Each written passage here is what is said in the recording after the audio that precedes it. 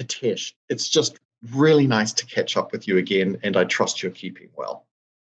Yes, I am. Thank you, Rodney. It's again a pleasure, real pleasure to be meeting again, virtually though. Virtually, though. So, Hitesh, the Indian budget just came out. Tell me, what's the headline coming out of the budget from your perspective? From my perspective, the budget generally is divided into two parts. Let's understand conceptually. The first part is a little bit of a forward-looking direction as to where does government intend to direct its resources over the next 12 months.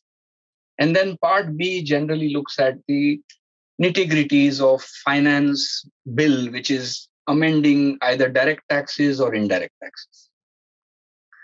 So this year, what we found is, in contrast to the previous years, there was a distinct flavor of a massive spend on capital expenditure, especially in the infrastructure sector, which the Honorable Finance Minister talked about.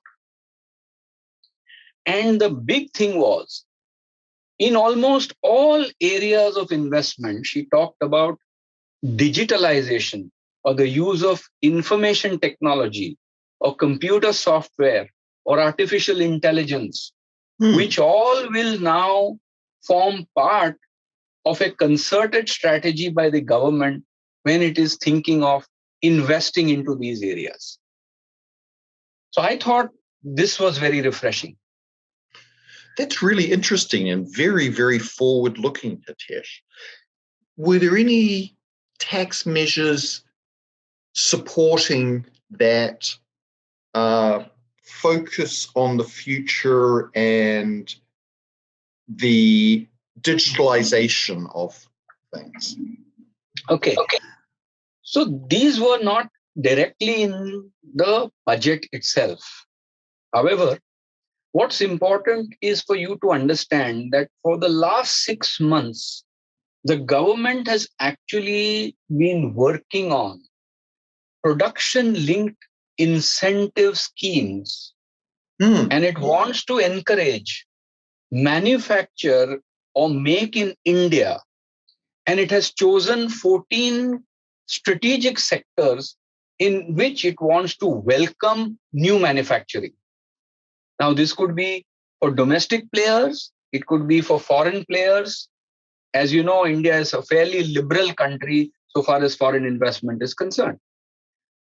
So I think this budget is in furtherance of that, where the government intends, and it's focused on giving SOPs or subsidies or incentives based on production targets actually achieved and certain value-added criteria being met, of actually giving cash handouts to those new manufacturing companies.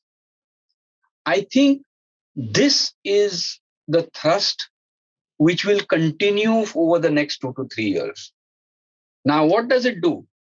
It's not that simple to say, okay, you set up a manufacturing unit here. Along with this budget's clear focus on spending more on infrastructure, for example, connectivity through roads, the digitalization highway, the entire ecosystem it wants to push in areas where it would invite companies to set up manufacturing. I think when you combine all those, it's a powerful message being given that India is open for business, especially when we know that COVID and certain other events have disrupted global supply chains. So India wants to position itself as a very powerful cog, if you will, or a hub, if you will, of an alternate manufacturing possibility, which not only domestic players, but also foreign investors can actively consider. Well, that's very welcome news, I'm sure, to the investing community. And it's a great signal of India's desire to be forward-looking and attract the right sort of investments. Hitesh, I can imagine that the government probably was thinking about infrastructure at the same time. Was there anything around plans for infrastructure within the budget? Oh, absolutely. And not only physical infrastructure in terms of higher allocation and outlays made for capital expenditure for the obvious things like railways or roads or airports or ports, major ports. These are the largely 4 or 5 areas where the government is really trying to push the agenda and which are within the purview of the central government, India being a federal structure. Mm-hmm. But for example, the entire digitalization of the economy was another very welcome feature, where, for example, classifying or reclassifying this entire data centers, if you will, as an infrastructural facility now for the purposes of all economic policies. What does it mean? That entrepreneurs setting up data centers, which are so very critical if India has to digitalize completely, will now get classified as having set up infrastructural facility, getting cheaper finance, getting active government subsidies, getting a single window clearance for all approvals, etc. So those are strategic decisions the government is making, as I explained, not only in the traditional economy, but with a clear eye to the future.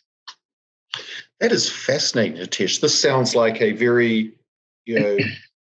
almost long-term vision of transformation or ongoing transformation to take advantage of everything that's going on in the world today. I can't leave you without asking. I know you said there was no big news on the tax front, but I think I was hearing from you in our earlier discussion some movements in the area of digital money or cryptocurrency or things like that. What came out of that, Hitesh? Yes, I think that was one notable point in this budget.